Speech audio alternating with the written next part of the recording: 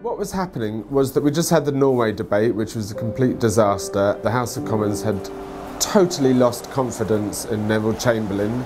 We needed the next Prime Minister. We needed a coalition government. The only Conservative MP that the Labour Party would endorse was Winston Churchill. I give you your father, my beloved husband, the Prime Minister.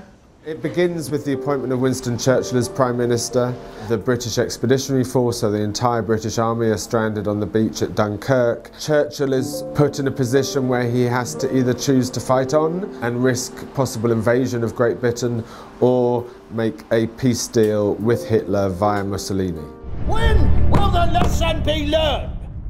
You cannot reason with a tiger when your head is in its mouth!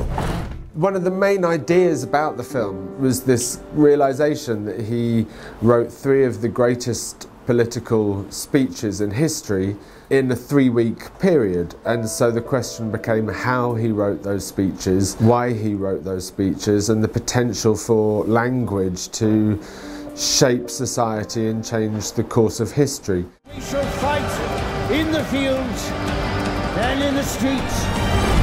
We shall fight in the hills. We shall never surrender! It was a bit of a magic trick, really, and it was one of the kind of puzzlements of the film for me, is how, when you know the ending of the movie, how to create suspense. So it was really about trying to create in the audience an ambivalent response to the material. So at times you're thinking, well, no, wait a minute, Halifax is correct in his position, and then you're pulled back to Churchill and back and forth and back and forth. I hope that the film plays as a political thriller.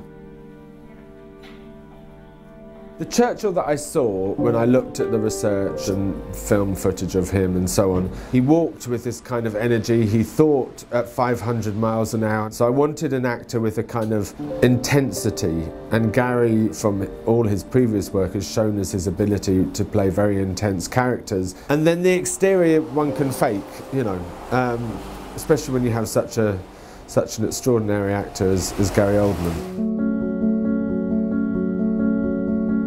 Clementine and his secretary Elizabeth Layton, the women in the movie, be as front and centre as possible. That we understood how important those people were in his life, and the connection between the domestic and emotional life and the political statesman life. Now go. Go? Be what? yourself.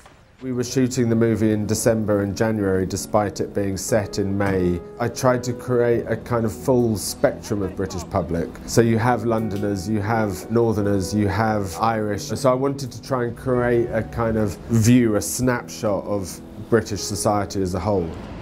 I also, you know, make films to ask questions. What does good leadership look like? What would we do in this situation? It's a film about a specific man at a specific time. I think it is useful at uncertain points to look at our history and see what lessons we can learn from our history, and I hope that people do that. That's certainly what Churchill used to do.